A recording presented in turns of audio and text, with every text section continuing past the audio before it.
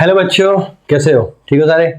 तो welcome to my channel science guru और मैं हूं आपका अपना शिवम शर्मा। सो बच्चों, आज मैं मैकेनिकल प्रॉपर्टीज ऑफ फ्लूइड का पार्ट नंबर 14 कवर करने जा रहा हूं, जिसके अंदर हम बात करेंगे सरफेस टेंशन के बारे में। सरफेस टेंशन के बारे में बात करने वाले हैं और साथ ही साथ हम सरफेस एनर्जी के बारे में ही बात करेंगे और पढ़ेंगे कुछ ऐसे फिनोमेना जिसके अंदर सरफेस टेंशन होना बहुत ज़रूरी है। अगर सरफेस टेंशन ना हो तो वो फिनोमेना एग्जिस्ट ही नहीं करेगा। तो सरफेस टेंशन क्या है, मैथमेटिकल क्या है, इसके न्यूमेरिकल कैसे होते हैं, थ्योरी क्या है, समझते हैं। हर एक चीज़ बेसिक से लेके एकदम बिल्कुल डेप्थ तक लेके जाऊंगा।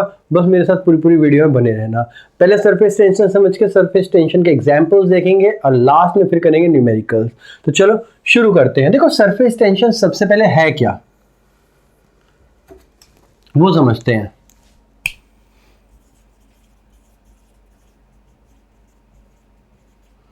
सरफेस टेंशन एक तरह की प्रॉपर्टी है। It is the property of fluid by virtue of which the free surface of fluid exists as elastic stretched membrane। देखो, ये थी तो भाई किताबी लैंग्वेज। वो कह रहा है कि एक ऐसी प्रॉपर्टी है जिसकी वजह से जो लिक्विड की जो ऊपर की सतह है वो एक तरह की लेयर बन जाती है, इलास्टिक स्ट्रेच लेयर बन जाती है। जैसे एक गुब्बारा होता है, बैलून होता है, बैलून की तरह एक स्ट्रेच बन जाता है, या फिर एक ढोलक होता है, जब तुम बजाते हो एक स्ट्रेच मेम्ब्रेन बन जाती है। वैसे ही वाटर के ऊपर ही बनती है। तो वो क्यों बनती है उसके बारे में बात करेंगे। देखो, तुमने देखा होगा बहुत बार ऐसी वीडियोस स्क्रॉल में आती रही होंगी, रील्स वगैरह देखते हुए, जब हम लिक्विड के ऊपर मतलब पानी के ऊपर सुई को रखते हैं, नीडल को रखते हैं, तो वो डूब जाती है। बट ऐसा भी होता है जब वो नीडल ऊपर फ्लोट करती है। अब वो फ्लोट क्यों करती है जबकि डेंसिटी नीडल की ज्यादा होती है एज कंपेयर टू वाटर? तो डेंसिटी ज्यादा होने के बाद भी वो फ्लोट क्यों करती है? Due to surface tension. तो देखो, स्टार्ट करते हैं सरफेस टेंशन होता क्या है। मैंने एक यहाँ पे लिक्विड लिया है, यहाँ यहीं लेते हैं, बट यहाँ तो दिखेगा नहीं, तो हम यहाँ पे देखते हैं। तो मैंने यहाँ पे लिक्विड लिया, ये कंटेनर लिया, और कंटेनर के अंदर ये ऊपर का हिस्सा है कंटेनर का, और इसे रहने देते हैं, सिर्फ ऊपर का हिस्सा। बेटा टॉप व्यू लेते हैं, टॉप व्यू से ही देखना है हमने, उसमें क्या है। तो ये मैंने टॉप व्यू लिया और नीचे कंटेनर है तुम्हारा, उससे मतलब नहीं है। तो मैंने क्या किया, इमेजिनरी लाइन ली। इमेजिनरी लाइन, ये जो लाइन है बेसिकली मतलब एक मेम्ब्रेन ले रहे हैं, तो मेम्ब्रेन को बीच में से लेना पड़ेगा ना। ये मेम्ब्रेन क्यों है? क्योंकि यहां से एक फोर्स लग रही है और यहां पे भी लग रही है, यहां पे भी लग रही है, इधर भी लग रही है, इधर भी। तो इस बीच की लाइन को दोनों तरफ से खींचा जा रहा है, तभी बैलेंस है। बैलेंस है ना। अगर बोलूं ये मार्कर यहीं रखना है तो क्या करना पड़ेगा, यहां से और यहां से सेम फोर्स लगानी पड़ेगी, तभी रहेगी ना यहाँ पे। तो ये लाइन यहां स्थिर है क्योंकि ये इमेजिनरी लाइन को दोनों तरफ फोर्स से खींचा जा रहा है। यही होता है। आगे बढ़ते हैं। देखो, तो दिस फोर्स, ये जो फोर्स लग रही है basically, this force is directly proportional to length. इस लाइन की लेंथ कितनी होगी, जितनी बड़ी लाइन लोगी उतनी ज्यादा दोनों तरफ से फोर्स लगेगी। तो ये आ गया। Now F is directly proportional to L, so F is directly proportional to whatever, छोड़ो, इक्वल लगाते हैं direct, equal sigma L। Now ये सिग्मा क्या चीज है? तो F अपॉन L। ये जो सिंपल सा फॉर्मूला है बेटा, ये है सरफेस टेंशन का, where sigma is surface tension, यही है। और अगर मैं बात करूं SI यूनिट की, सो SI unit of surface tension is Newton पर मीटर। या फिर अगर मैं CGS यूनिट के बारे में बात करूं तो डाइन पर सेंटीमीटर, यही होगी। चलो, तो मतलब यही बोल सकता हूं मैं, also surface tension is force per unit length. तो सरफेस टेंशन क्या होती है? Force per unit length. एक लेंथ के ऊपर कितनी फोर्स लग रही है उसको उसी जगह पे रखने के लिए उसे बोलते हैं हम सरफेस टेंशन। देखो अब मॉलिक्यूलर रेंज पे समझ लीजिए इसका मॉलिक्यूलर रेंज पे क्या महत्व है। तो देखो यहीं पे देखते हैं, इसी को इरेज करके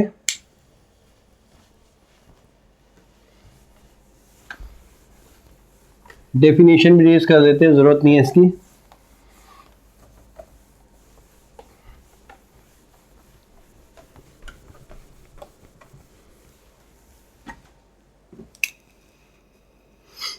मैंने यहां पे एक बीकर लिया,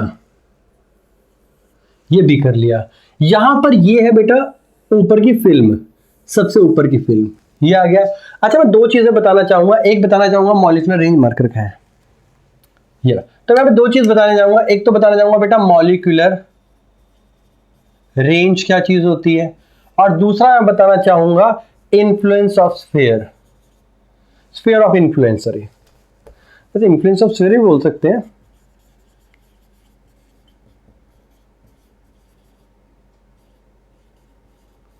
ये क्या चीज है? देखो मॉलिक्यूलर रेंज होता है बेटा, मान लेते हैं ये एक मॉलिक्यूल है, इसकी रेंज कहां तक है, मतलब कहां तक फोर्स एक्सर्ट कर सकता है, ये मॉलिक्यूल कहां तक फोर्स एक्सर्ट कर सकता है वो होता है मॉलिक्यूलर रेंज। तो ये आ गई इसकी मॉलिक्यूलर रेंज। और स्फीयर ऑफ इन्फ्लुएंस क्या है? तो ये जो अब बना है इसे बोलते हैं स्फीयर ऑफ इन्फ्लुएंस। तो मैंने मॉलिक्यूल यहां पे एक डॉट ले लिया है, डॉट लेने के बाद ये फोर्स यहां तक लगा सकता है, तो ये जो बना है हमारे पास इसे बोलते हैं sphere of influence. Molecular range कितनी है? इतनी। स्फीयर ऑफ इन्फ्लुएंस क्या है? ये पूरा पूरा एक बार चेक कर लेते हैं बेटा, इन्फ्लुएंस ऑफ स्क्वायर या स्फीयर ऑफ इन्फ्लुएंस है? नहीं, स्फीयर ऑफ इन्फ्लुएंस ही है, वैसे स्फीयर ही बनेगा, मैं क्या बोल रहा हूँ। देखो मैंने क्या किया, यहाँ पे तीन मॉलिक्यूल लिए, एक मॉलिक्यूल ये रहा, इसको यहाँ खींचा जा रहा है, यहाँ खींचा जा रहा है, यहाँ खींचा जा रहा है, यहाँ खींचा जा रहा है, यहाँ भी खींचा जा रहा है, यहाँ भी खींचा जा रहा है, यहाँ और यहाँ, चारों तरफ से सेम फोर्स से खींचा जा रहा है। क्यों? क्योंकि ये पानी के अंदर है, क्योंकि ये पानी के अंदर है। नाउ मैंने यहां पर एक मॉलिक्यूल लिया है जो आधा तो पानी के अंदर है लेकिन आधा पानी के बाहर है, तो इसको कहां से खींचा जाएगा? एक तो नीचे की तरफ खींचा जाएगा, एक इधर खींचा जाएगा, इधर चारों तरफ इस मॉलिक्यूल को खींचा जाएगा, चारों तरफ, सॉरी यहां पे खींचा जाएगा, और साथ में जो इधर के मॉलिक्यूल है ये भी इसको खींचेंगे। ये तो क्लियर है, ठीक है। अब एक स्फीयर लूंगा मैं जो आधा इस लेयर में है, थोड़ा सा नीचे भी ऊपर भी है, तो ये रहा हमारे पास। अब इसमें क्या होगा, नीचे की तरफ फोर्स लगेगी, इधर ही फोर्स लगेगी, इधर ही फोर्स लगेगी, इधर भी फोर्स लगेगी, इधर भी लगेगी और इधर भी लगेगी, बट ऊपर नहीं लगेगी। तो नेट डाउनवर्ड ये मैंने ले लिया बी और ये मैंने ले लिया सी। इसके अंदर तो चारों तरफ से सेम फोर्स है, स्टेबल है, इसे कोई मतलब नहीं है। लेकिन इसकी बात करें तो ये क्या है, इसको इधर से खींचा जा रहा है और नीचे से भी खींचा जा रहा है, तो इसकी पोटेंशियल एनर्जी सबसे ज्यादा है। कैसे? अगर मैं नीचे से पानी गायब कर दूं, मान लेते हैं नीचे से मॉलिक्यूल गायब कर दूं, फटाफट नीचे आ जाएगा। मान लेते हैं यहाँ पे एक और मॉलिक्यूल है बीच में कहीं, इमेजिनरी मॉलिक्यूल तो बना ही नहीं, एक और बना लेते हैं, मान लो ये मॉलिक्यूल है एक और, अगर मैं इस मॉलिक्यूल यहां से हटा दूं ये नीचे आ जाएगा क्योंकि इसकी पोटेंशियल एनर्जी बहुत ज्यादा है। क्लियर है? क्योंकि इसको नीचे बहुत तेज खींचा जा रहा है। अगर मान लेते हैं यहां से इसको तोड़ दिया जाए, अगर इसको बीकर को यहां से तोड़ दिया तो ये नीचे चला जाएगा। क्यों? क्योंकि जो यहां पे मॉलिक्यूल्स होंगे इस तरफ, ये सारे इसको अट्रैक्ट करेंगे और उस मॉलिक्यूल को नीचे वो अट्रैक्ट कर रहा होगा। तो मैं ये बताना चाहता हूं बस कि इसको नीचे की तरफ खींचा जाएगा और साइड की तरफ खींचा जाएगा। इसमें क्या, इसको नीचे की तरफ खींचा जाएगा और साइड की तरफ खींचा जाएगा। तो जो सी वाले होते हैं, सी मॉलिक्यूल, ये वाले सी जैसे, ये होते हैं सरफेस मॉलिक्यूल्स और यही बनाते हैं सरफेस टेंशन। तो ऐसे मान लो बहुत सारे मॉलिक्यूल्स है, इधर एक मॉलिक्यूल ये रहा, एक मॉलिक्यूल ये रहा, एक मॉलिक्यूल ये रहा, तो सबने एक दूसरे को खींचा हुआ है, सबने एक दूसरे को खींचा हुआ है विद अ फोर्स। तो इसकी वजह से यहाँ पे जो लेयर है वो कैसी बन जाती है, इलास्टिक मेम्ब्रेन बन जाती है। क्लियर है? तो क्योंकि इसको देखो पोटेंशियल एनर्जी तो इन सबकी सबसे ज्यादा है, जो इंटीरियर है उसकी पोटेंशियल एनर्जी बहुत कम है, जो सरफेस पे है उनकी पोटेंशियल एनर्जी बहुत ज्यादा है, क्योंकि इसको बहुत तेज नीचे से खींचा जा रहा है, ऊपर से कोई नहीं खींच रहा, नीचे से खींच रहा है, तो इसकी पोटेंशियल एनर्जी ज्यादा है। तो इस पोटेंशियल एनर्जी को मिनिमम रखने के लिए ये सारे के सारे एक दूसरे को अट्रैक्ट कर रहे हैं, और जब इसकी पोटेंशियल एनर्जी मिनिमम रखने के लिए ये जो लेयर है ऊपर की, ये एक इलास्टिक स्ट्रेस्ड मेम्ब्रेन एक्ट करती है। अगर पोटेंशियल एनर्जी ज्यादा होगी तो वैसे ही नीचे चला जाएगा। क्लियर है? ये स्ट्रेच मेम्ब्रेन बनेगी नहीं। क्यों? देखो दोबारा समझते हैं। ये मॉलिक्यूल्स है, सरफेस के मॉलिक्यूल्स हैं। क्लियर है? अब ये बीकर था, अगर मान लेते हैं मैंने एकदम से बीकर हटा दिया, अब अंदर भी तो मॉलिक्यूल्स है, अंदर वाले तो मैंने मॉलिक्यूल्स बनाए नहीं, सिर्फ सरफेस वाले बना दिए। ये आ गया, तो ये बीकर के अंदर मॉलिक्यूल्स थे। जैसे ही मैं इस बीकर को हटाऊंगा, ध्यान देना, इस बीकर को मैंने हटाया तो होगा क्या, ये सारे के सारे, ये इसे अट्रैक्ट करेगा, इसे अट्रैक्ट करेगा, इसे अट्रैक्ट करेगा, इसे अट्रैक्ट करेगा, इसे अट्रैक्ट करेगा, ये सारे के सारे एक दूसरे को अट्रैक्ट करेंगे और एक बबल बन जाएंगे, सॉरी एक ड्रॉप बन जाएंगे। क्यों? क्योंकि ये पोटेंशियल एनर्जी को मिनिमम रखने के लिए इलास्टिक मेम्ब्रेन बनती है इसकी। जैसे यहां से हटाओगे ये फिर अंदर की तरफ जाएगा और एक ड्रॉप बन जाएगा। यही रीजन है जो रेन ड्रॉप्स होते हैं वो स्फेरिकल शेप के होते हैं। हर एक वाटर मॉलिक्यूल दूसरे वाटर मॉलिक्यूल को अट्रैक्ट करता है, हर एक मॉलिक्यूल दूसरे वाटर मॉलिक्यूल को अट्रैक्ट करता है, और अट्रैक्ट हो तो सारे मॉलिक्यूल करते हैं, और मॉलिक्यूल अट्रैक्ट करने की वजह से इसका कुछ ऐसे डायग्राम बनता है, ऐसे ज्योमेट्री बनती है, तो इसकी वजह से इलास्टिक स्ट्रेच्ड मेम्ब्रेन बनती है। क्लियर है? ज्यादा सोचने की जरूरत नहीं है, इतना ज्यादा बड़ा कंसेप्ट नहीं है, सिंपल। इसको क्या है, नीचे भी खींचा जा रहा है, इसको नीचे भी खींचा रहा है, इसको चारों तरफ से खींचा रहा है, कहीं नहीं जाएगा।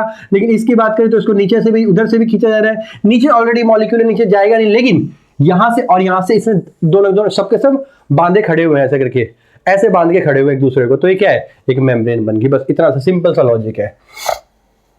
तो ये था मॉलिक्यूलर रेंज। अब कुछ एग्जाम्पल्स देखेंगे कि इसके एग्जाम्पल्स कैसे काम करते हैं।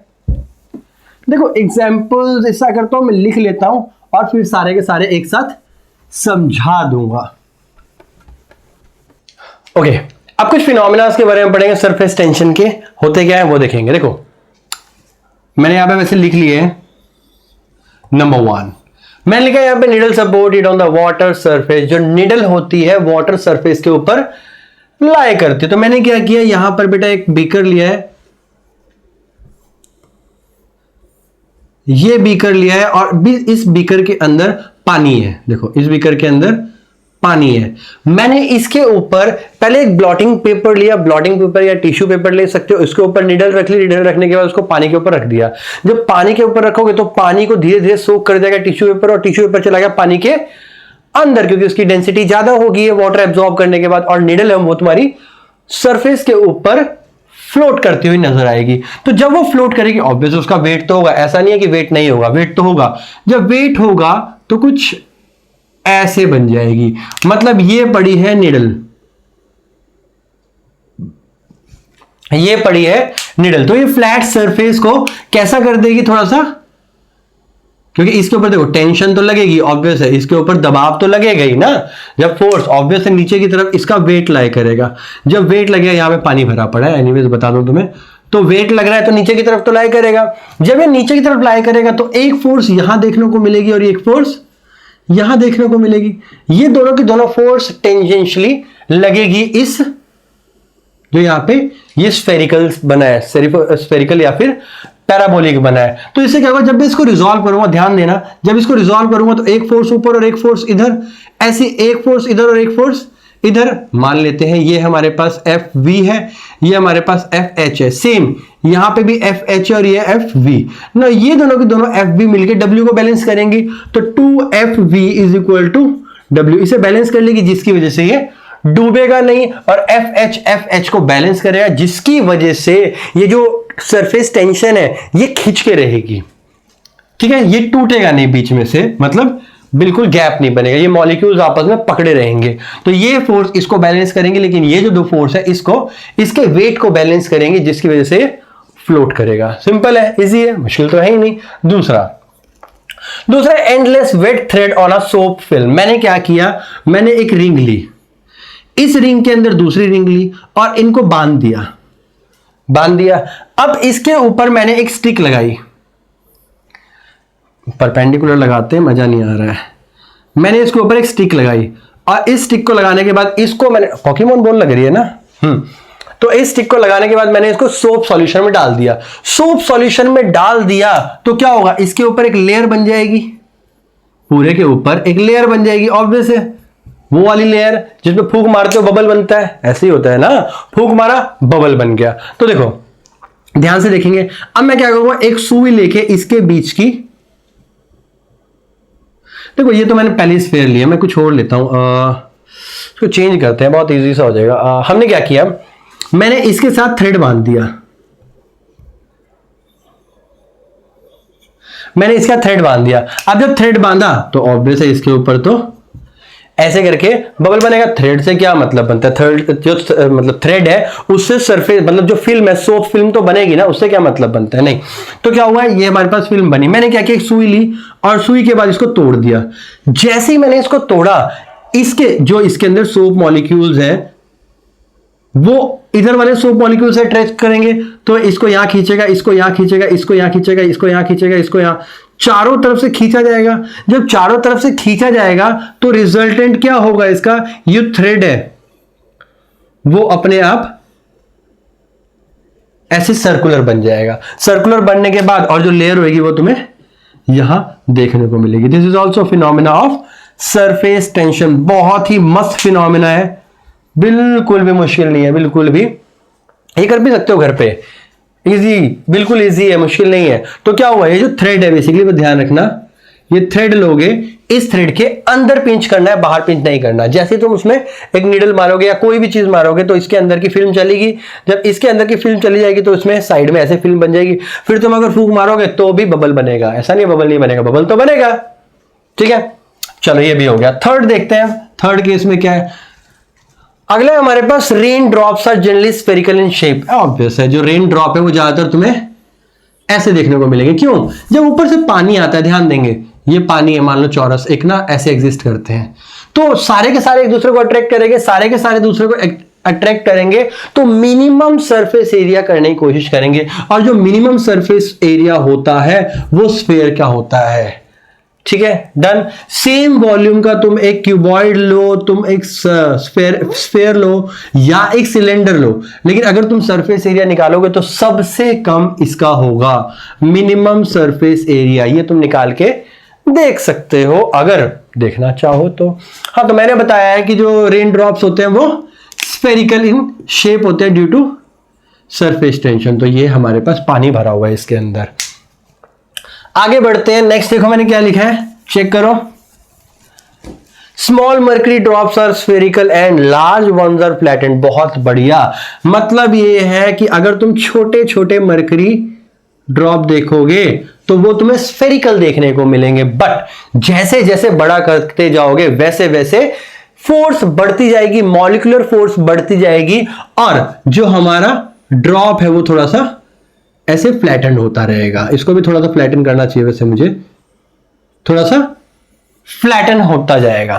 क्लियर है, तो स्मॉल है तो स्फेरिकल होगा, लार्ज है तो फ्लैटेंड होगा, थोड़ा सा दबा हुआ ऊपर और नीचे से। तो अगला आ गया हमारे पास हेयर ऑफ पेंटिंग ब्रश। तुमने देखा होगा जो पेंटिंग ब्रश होता है अगर तुम पानी से डाल के निकालोगे तो आगे से वो एकदम पॉइंटेड एंड बन जाता है। तो क्या था, एक मेरे पास ना एक मेरे पास ब्रश था ऐसा कुछ, उसके बाल ऐसे निकले हुए थे,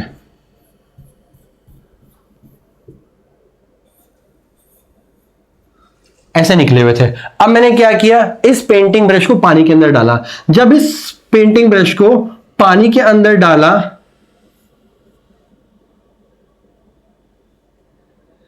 तो इसके ऊपर, वाह क्या सुंदर लग रहा है, सारे के सारे हेयर्स ऐसे हो गए, सारे के सारे हेयर्स चिपक गए। क्यों, क्योंकि सब में वाटर मॉलिक्यूल्स है और वाटर मॉलिक्यूल्स आपस में जो उनके मॉलिक्यूल्स है वो दूसरे को अट्रैक्ट करते हैं to occupy a minimum surface area. वो सारे के सारे अट्रैक्ट करेंगे, तो इन सबको जब वाटर सारे सारा अट्रैक्ट करेगा और एक ड्रॉप बनने की कोशिश करेगा तो सारे के सारे हेयर्स भी उसके अंदर आ जाएंगे। तो ये आ गया फिफ्थ। और भी बहुत सारे फिनोमेना है, जैसे चलो और देखते हैं, दो तीन और देखेंगे, बहुत बढ़िया बढ़िया जबरदस्त फिनोमेना देखेंगे। तो देखो सिक्स्थ है हमारे पास, a bug floats on water. जैसे निडल का था वैसे ही बग का होगा।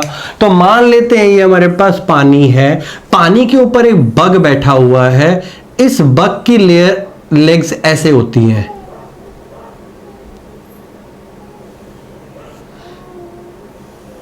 ऐसे होती है, और ये मूछें बना दूं इसकी,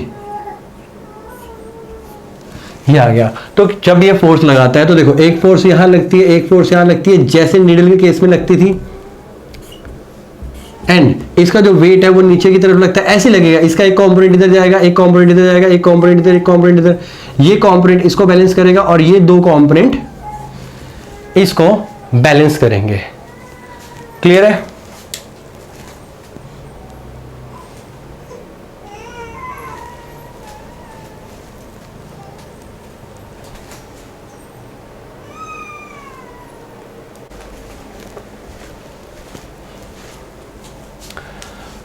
ओके, नेक्स्ट है हमारे पास प्लेटी एक्सपेरिमेंट। देखो प्लेटी एक्सपेरिमेंट में क्या होता है,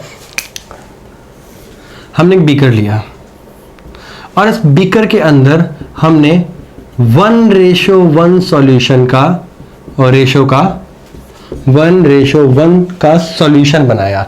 अब ये 1:1 क्या है वो नहीं पता हमें। देखो तो एक पार्ट होगा हमारे पास वाटर और दूसरा पार्ट होगा हमारे पास एल्कोहल।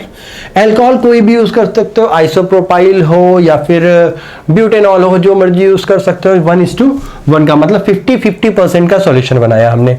ये सॉल्यूशन बनाने के बाद हमारी जो डेंसिटी होगी वो ऐसी होगी कि अगर मैं इसके अंदर एक ऑलिव ऑयल का ड्रॉप डालूंगा तो ये यहीं पे रहेगा, ना ऊपर आएगा ना नीचे जाएगा, ना नीचे आएगा ना ऊपर जाएगा। क्यों? क्योंकि इसकी डेंसिटी इन दोनों की, जो इसका मिक्सचर बना है, ये जो इन दोनों को मिलाने के बाद मिक्सचर बना है, उस मिक्सचर की डेंसिटी इसके इक्वल होगी। मतलब density of mixture is equal to density of olive oil.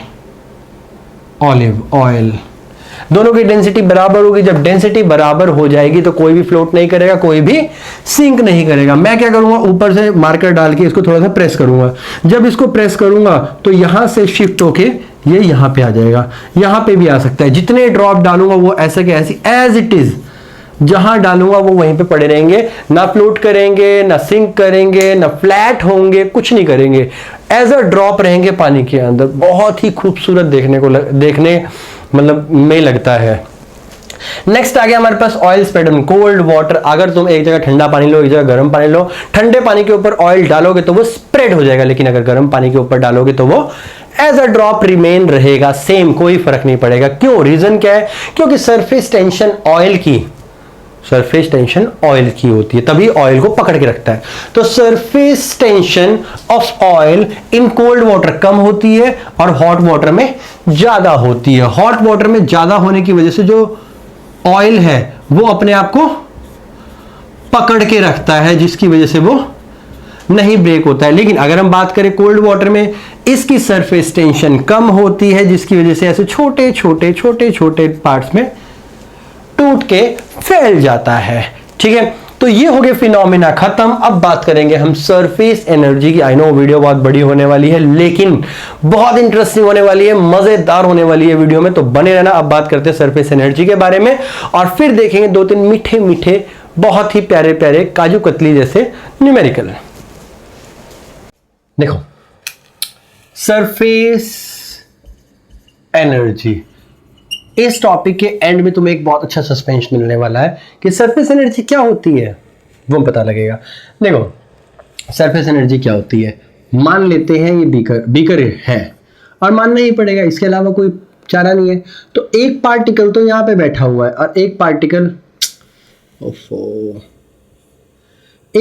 बैठा हुआ है यहां पे, तो ऊपर तो कोई फोर्स नहीं है, मैं इसको काट दूंगा।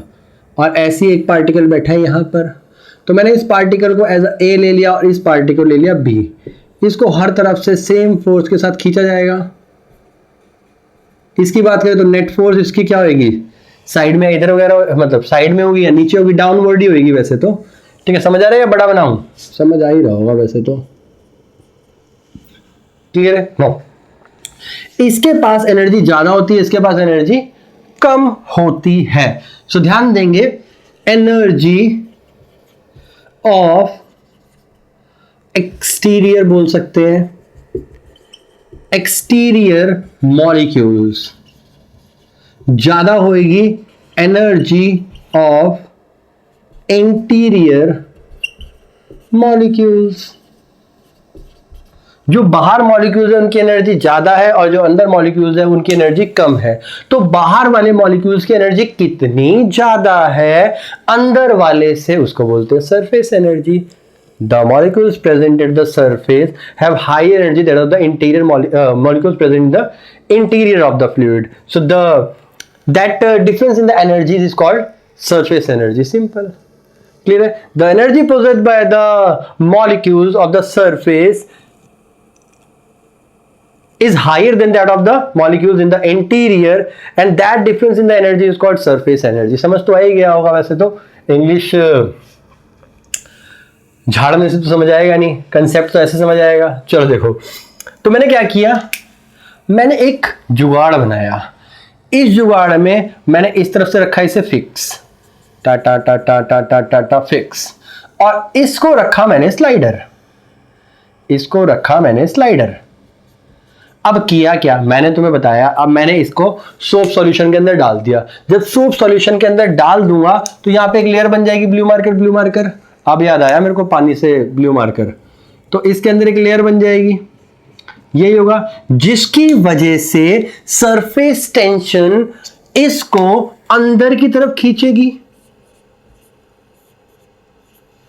क्लियर है? मैं क्या करने वाला हूं, यहां से फोर्स लगाने वाला हूं और यहां से फोर्स इस डायरेक्शन में लगाने वाला हूं। फोर्स लगाने के बाद, ध्यान देंगे, फोर्स लगाने के बाद जो ये स्लाइडर दिखाई दे रहा है, ये जो स्लाइडर दिखाई दे रहा है, ये यहां पे मूव कर गया, यहां तक मूव कर गया। क्लियर है? मतलब इतनी तो मैंने करी डिस्प्लेसमेंट। इसको खींचा, खींचने के बाद, क्या बता रहा हूं मैं, खींचने के बाद बड़ा रफ रफ सा लग रहा है, थोड़ा सा ना इंटरेस्टिंग सा बनाते हैं डायग्राम। हाँ अब ठीक है, बेटर। हाँ ठीक है, तो मैंने क्या किया, अब इसको पहले यहां पे बंधा हुआ था, अब यहां पे बंधा हुआ है, अब आगे चला गया। तो ये जो स्लाइडर है, इस स्लाइडर को मूव करके हम यहां लेके आए, समझ ना बेटा, मतलब काम की बात है। मैंने क्या किया, ये जो स्लाइडर दिखाई दे रहा है तुम्हें, ए बी, ये ए बी यहां लेके आ गया, ए डैश पॉइंट और बी डैश पॉइंट। इस स्लाइडर को जब मैं खींच के बाहर लेके आया तो ये अंदर की तरफ खींच रहा है, मैं बाहर की तरफ लेके जा रहा हूं, ये अंदर की तरफ खींच रहा है, मैं बाहर की तरफ लेके जा रहा हूं। जब मैं बाहर की तरफ लेके जा रहा हूं तो मैं क्या कर रहा हूं, एक वर्क डन कर रहा हूं इसके ऊपर, and this work done is result और stored in the form of surface energy. How, देखते हैं। तो लेंथ है एल, ब्रेथ की जरूरत नहीं है, एक्स हमारे पास ये रहा। क्लियर है? नाउ फोर्स की अगर मैं बात करूं तो फोर्स क्या आएगी, मैंने बताया था force is equal to surface tension into length, यही होता है। ध्यान देंगे, मैंने बताया था surface tension is equal to force per unit length, video की स्टार्टिंग में बताया था जो कंसेप्ट। वैसे ही फोर्स इज इक्वल टू, मैं यहां पे सिग्मा इंटू एल लिख सकता था, लेकिन मैं नहीं लिखूंगा। रीजन क्या है, क्योंकि इसके दो फ्री सरफेस है, एक इस तरफ एक इस तरफ। ये हमारे पास लेयर है, जो सोप की फिल्म है वो ऐसी होती है, ऐसे रखी हुई है, एक ये सरफेस एक ये सरफेस, दोनों को स्ट्रेच किया जा रहा है, दोनों पे फोर्स लगेगी डबल डबल डबल डबल। क्योंकि देखो, अगर मेरे पास ये सरफेस टेंशन, मतलब ये जो है ये फ्लूइड की लेयर है, इलास्टिक स्ट्रेच मेम्ब्रेन है, इधर ही मॉलिक्यूल्स होंगे, इधर ही मॉलिक्यूल्स होंगे, इसके मॉलिक्यूल्स अलग स्ट्रेच करेंगे, इसके मॉलिक्यूल्स अलग स्ट्रेच करेंगे, इधर ही फोर्स लगेगी, इधर ही फोर्स लगेगी। तो फोर्स लगने की वजह से क्या होगा, अभी क्या होगा, डबल सरफेस टेंशन लगेगी। तो जब डबल सरफेस टेंशन लगेगी तो ये आ गया हमारे पास, बहुत बढ़िया, एकदम जबरदस्त। तो क्या हुआ, ये आ गया। Now work done to move A B to A dash B dash. हमने क्या किया, वर्क डन किया ए बी को मूव करने के लिए ए डैश बी डैश। तो कितना डिस्प्लेसमेंट हुआ, एक्स हुआ। तो work done is equal to force into displacement. तो W is equal to force कितना आया, 2 sigma into L into X. Now mark this equation as 1। तो हम इरेज करें, तो हम इरेज करें। आतिफ असलम का एक सॉन्ग है, ताजदारे हरम, आज वो जब से सुना बस तब से मन में चली जा रहा है। अच्छा सॉन्ग है, सुन के देखना। हाँ, तो मैंने बताया था वर्क डन किया, बहुत बढ़िया वर्क डन किया। आगे बढ़ते हैं। देखो ये तो किया मैंने वर्क डन, ठीक है, बहुत बढ़िया। नेक्स्ट और क्या रह गया हमारे पास, हाँ, इंक्रीज इन। अब मैं देखूं, अगर increase in surface area, surface area कितना इंक्रीज हुआ, लेंथ एरी एक्स एरी, तो क्या आया L इंटू एक्स। मैं नहीं बोलूंगा कि ये भी है, मैं सिर्फ इंक्रीज ले लूंगा। इंक्रीज क्या हुआ, सिर्फ इतना सा इंक्रीज हुआ, ये रहा, ये सरफेस एरिया इंक्रीज हुआ है, ये सरफेस इंक्रीज हुआ है ना, यहाँ पे 2 आएगा, तो 2LX आ गया। नाउ बाय डेफिनेशन, डेफिनेशन कहती है कि surface energy is equal to surface tension divided by increase in surface area. Surface area कितना बढ़ेगा और सरफेस टेंशन कितनी होगी, सॉरी वर्क डन, तो वही कहूं कि कुछ गड़बड़ लग रही है, ऐसे कैसे हो सकता है। Work done per unit increase in area, कितना वर्क डन करेंगे कितना एरिया इंक्रीज होगा, वो आ गया ना। Surface energy is equal to work done क्या है हमारे पास 2 sigma L X, 2 sigma L into X upon increase in area कितना है 2LX। ओ माई गॉड, अगर तुम्हें कुछ दिख रहा है तो क्या सच में दिख रहा है। Surface energy is equal to surface tension, ध्यान दिया, and this is equal to only sigma.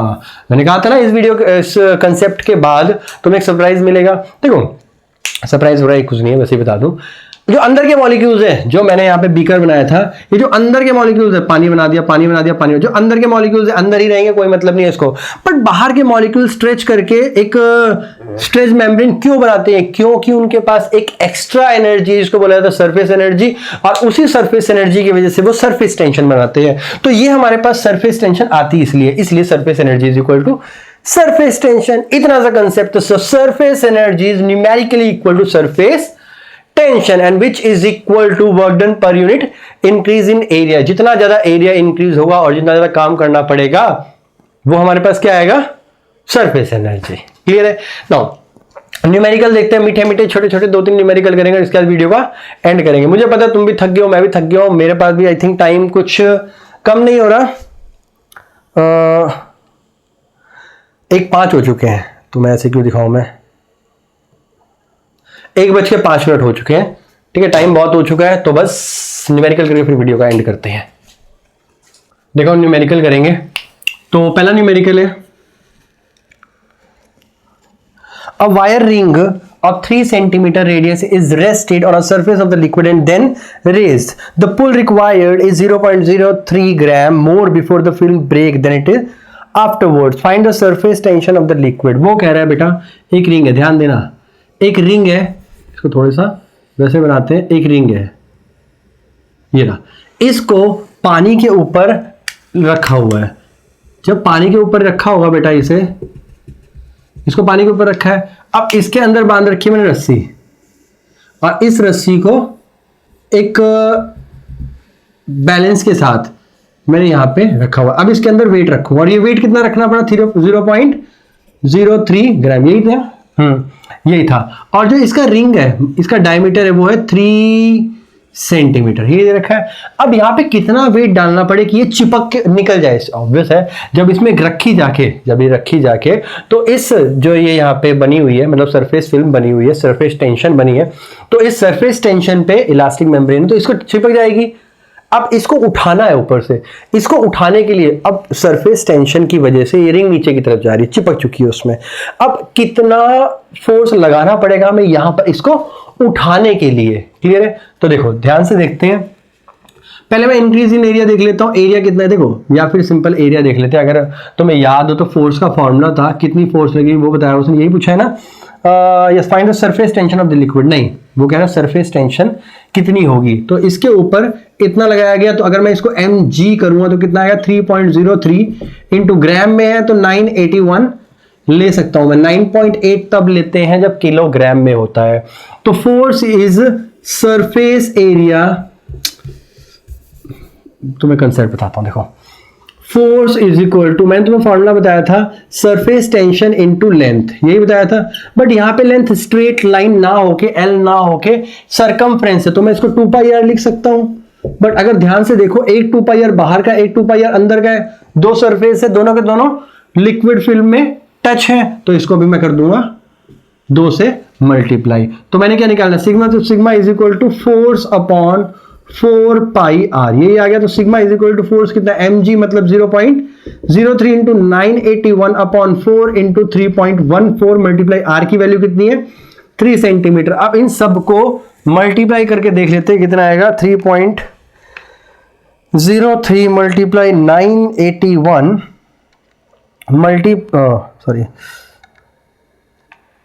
Divided by 4 divided by 3.14 divided by 3, हमारे पास जो आंसर आ रहा है वो 78.88 आ रहा है। जो सिग्मा आया हमारे पास 78.88, और किसमें आएगा सिग्मा, न्यूटन पर मीटर में आता, सॉरी न्यूटन पर मीटर में आता, अगर यहां पे हमारे पास किलोग्राम में होता। तो यहां पे किसमें आएगा डाइन पर सेंटीमीटर। इतना सा कंसेप्ट था, बस छोटा सा। दूसरा न्यूमेरिकल देखते हैं। आई होप दूसरा न्यूमेरिकल तुम्हें अच्छा लगे, मजा आएगा। मेरे एक तो मार्कर में इंक खत्म हो रही है, अब वीडियो का एंड होने वाला है, इसलिए मार्कर में इंक बाद में भरते हैं। देखो दूसरा न्यूमेरिकल है, कोई अच्छा सा न्यूमेरिकल सर्च करता हूं और फिर करते हैं। हाँ ये अच्छा है। Calculate the work done in blowing a soap bubble from radius 2 centimetre to 3 centimetre. एक बबल है, इस बबल को फुला रहा हूं, और ये फुलाने के बाद बबल इतना कर दिया। तो R1 मेरे पास था 2 सेंटीमीटर, जो R2 है वो है 3 सेंटीमीटर। 2 सेंटीमीटर से 3 सेंटीमीटर तक ब्लो कर दिया इसको। And the surface tension of the soap solution is 30 dyne per centimetre. जो सरफेस टेंशन है वो है 30 डाइन पर सेंटीमीटर। फोर्स निकालना है, force is equal to surface tension into length, या फिर सरफेस एरिया बोल सकते हो। इंक्रीज इन सरफेस एरिया, याद है सरफेस एनर्जी से मैंने तुम्हें फॉर्मूला करवाया था, वो ऐसे ही है। तो F आ गया हमारे पास, सिग्मा में दे रखा है 30 multiply increase in surface area, मतलब जो स्फीयर है, स्फीयर का सरफेस एरिया होता है 4 पाई आर स्क्वायर। तो मैं 4 पाई कॉमन लूंगा, अंदर आ गया R2 का स्क्वायर माइनस R1 का square. So F is equal to 30 multiply, in fact एक और चीज बेटा 2 से मल्टीप्लाई होगा पूरा का पूरा। ये 2 से मल्टीप्लाई क्यों होगा, ध्यान देते हैं। 2 से मल्टीप्लाई इसलिए होगा, अगर स्फीयर की बात करें, स्फीयर दोनों तरफ सरफेस टेंशन होती है। ये हमारे पास बबल है, तो ये भी सरफेस, यहाँ पे मॉलिक्यूल है जो सरफेस टेंशन बनाते हैं, और अंदर भी एक मॉलिक्यूल सरफेस टेंशन बनाते हैं। तो ये भी 2 टाइम्स हो गया, 4 2 8 पाए मल्टीप्लाई 2 से कर देंगे, ध्यान रखना 8 पाए।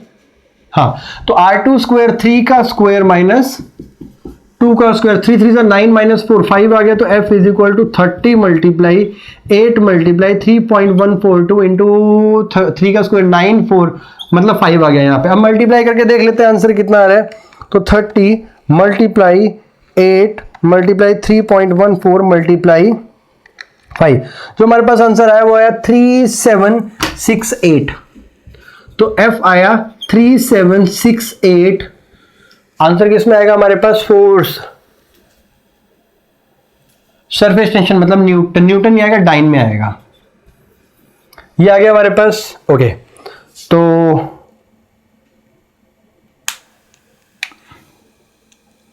ठीक है, डन। ओके बेटा यहां पे जो था वर्क डन था, क्वेश्चन को गलत डायरेक्शन में ले गया मैं। यहाँ वर्क डन आएगा बेटा, ठीक कर लेना इसको, वर्क डन। तभी डाइन में नहीं आ रहा, हमारा आंसर अर्ग में आ रहा है, अर्ज में आ रहा है।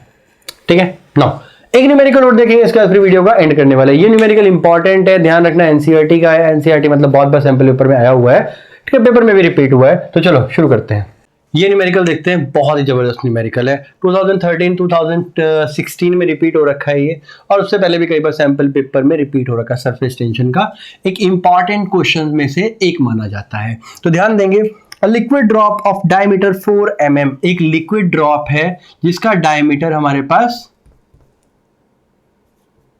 4 mm है। Now breaks into 1000 droplets of equal size. अब तो मैं 1000 तो बना भी नहीं सकता, इक्वल साइज के कितने बनाए गए 1000। तो मैं यहाँ पे 2 3 बता देता हूं।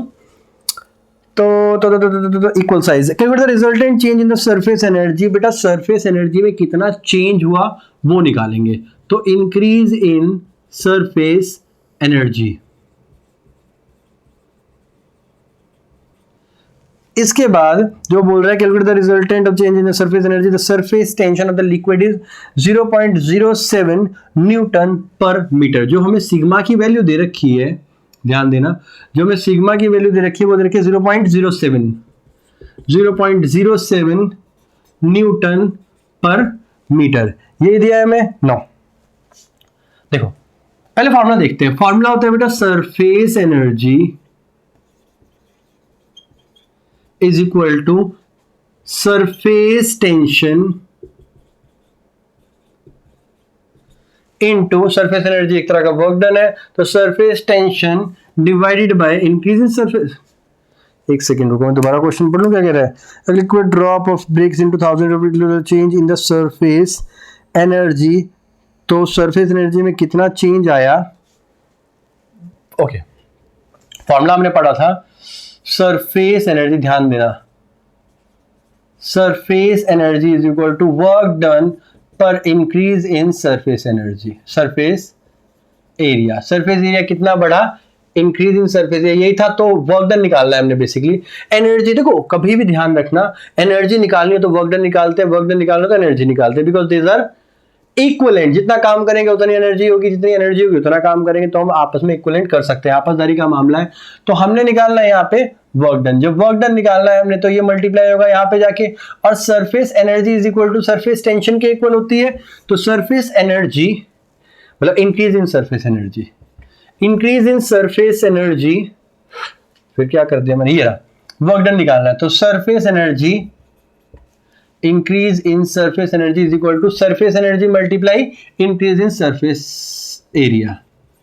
तो surface energy multiply increase in surface area, ये आ गया। बट हमें पता है कि सरफेस एनर्जी क्या होती है, एक तरह की सरफेस टेंशन होती है, इनटू हमने निकालना है इंक्रीज इन सरफेस एरिया। तो हमारे पास यहां पे आ जाएगी इंक्रीज इन सरफेस एनर्जी, मतलब वर्क डन कितना करना पड़ा। देखो सरफेस एनर्जी इंक्रीज करना, कितना वर्क डन करना पड़ा उसमें ध्यान रखना। तो W निकालना है हमने। तो हमारे पास क्या क्या दे रखा है, हमें सिग्मा दे रखा है, हमें अब सॉल्व करना है इसको इसकी टर्म में। तो यहां पे D दे रखा है, R निकाल लेता हूं, और R कितना है मेरे पास 2 mm। 2 mm को अगर मैं मीटर में लेके जाऊंगा, ध्यान देते हैं, ये कंसेप्ट छोड़ दो, अब सिर्फ वैल्यू पुट करना है, आंसर निकालना है बस, इसके अलावा कुछ नहीं है ना। अगर मैं R को मैं mm से मीटर में लेके जाऊंगा तो 10⁻⁻3 से मल्टीप्लाई हो जाएगा। कैसे, क्योंकि 2/1000 ये हमारे पास मीटर में चला गया, ठीक है। mm से सेंटीमीटर 10 की कन्वर्जन, सेंटीमीटर से मीटर में कन्वर्जन करने के लिए 100 से डिवाइड कर देंगे, 1000 हो गया हमारे पास। नाउ तो surface area of bigger drop, तो बिगर ड्रॉप का अगर मैं सरफेस एरिया निकालूंगा तो 4 पाई r मतलब 10⁻³ का स्क्वायर, यही आएगा। दूसरा सरफेस एरिया ऑफ, मच्छर घूम रहा है, surface area of bigger drop तो स्मॉलर ड्रॉप। देखो surface area of smaller drop निकाल तो लूं मैं, बट मेरे पास r नहीं है, तो r को भी निकाल लेते हैं। कैसे निकालेंगे वो यहां निकालते हैं। देखो r को कैसे निकालेंगे, जो 4/3 पाई बड़ी r की क्यूब है वो 1000 टाइम्स 4/3 पाई छोटी r की क्यूब है, 4 ये सबका सब, हाँ 1000 कहाँ कट गया, 1000 भी काट दिया मैंने, ये हमारे पास सारा कट गया। यहाँ क्या रह गया, r³ इज इक्वल टू ये, तो 10⁻³ r³, यही आ गया हमारे पास ना। ये क्यूब कट गया तो क्या आया हमारे पास, small r is equal to r/10। तो small r is equal to r/10 आ गया, कैपिटल r/10, और कैपिटल R कितना है हमारे पास 2। तो ध्यान देते हैं, small r is equal to 2/1000 multiply 10, तो कितना है 2 × 10⁻⁴ मीटर। तो यहां पे आ गया हमारे पास 4 पाई 2 × 10⁻⁴ मीटर का स्क्वायर। क्लियर है, ये आ गया हमारे पास। अब लास्ट स्टेप रह गया, तो work done is equal to, क्यों, क्योंकि इंक्रीज इन सरफेस एनर्जी, कितना काम करना पड़ेगा, जितना काम करेंगे उतना सरफेस एनर्जी इंक्रीज हो जाएगी हमारी। तो work done is equal to हमारे पास क्या आएगा, surface tension multiply increase in area. Increase in area क्या आएगा, 4 पाई अंदर आ जाएगा 2 × 10⁻³ का स्क्वायर माइनस 2 × 10⁻⁴ का स्क्वायर, ये आ जाएगा। जब मैं इसको सॉल्व करूंगा तो work done is equal to 0.07 multiply, इसमें से 2 2 ज़ा 4 बाहर आ जाएगा, मतलब 4 4 ज़ा 16 पाई हमारा बाहर आ गया, इनटू अंदर आ गया 10 रेज टू पावर 3 2 ज़ा 6। बेटा सॉल्व कर लोगे, मैं तुम्हें बता देता हूँ क्या आएगा। ये हमारे पास 10 पर ये छुट्टी वैल्यू, तो 10 माइनस 1 इंटू 10⁻6। ये सारा का सारा सॉल्व करोगे तो वर्क डन देख लेते हैं कितना आएगा, मल्टीप्लाई करके देख लेते हैं। 0.07 मल्टीप्लाई 16 मल्टीप्लाई 3.14 मल्टीप्लाई 9 मल्टीप्लाई, जरूरत नहीं है, तो हमारा आया 31 मतलब 31.65 इंटू 10⁻⁻6। सो वर्क डन, अगर मैं इसको सॉल्व करूंगा, एक काम करते हैं, इसको पॉइंट को इधर रख लेते, तो 3.165 into 10⁻⁻5 joule. Let me check the answer. 3.1, हाँ एक ही बात है, तो हमारा आंसर एकदम ठीक निकला है। बस यही तो होने वाला, वीडियो बहुत बड़ी हो चुकी है लेकिन डेप्थ में सिखाया, हर एक चीज बहुत अच्छे से समझ आइए बेटा, मेहनत बहुत लगी है, रात भी बहुत हो गई है, तो वीडियो को लाइक जरूर कर देना, शेयर कर देना, चैनल को सब्सक्राइब कर देना। फिर मिलते हैं अगली वीडियो में, तब तक के लिए ध्यान रखिए और पढ़ते रहिए।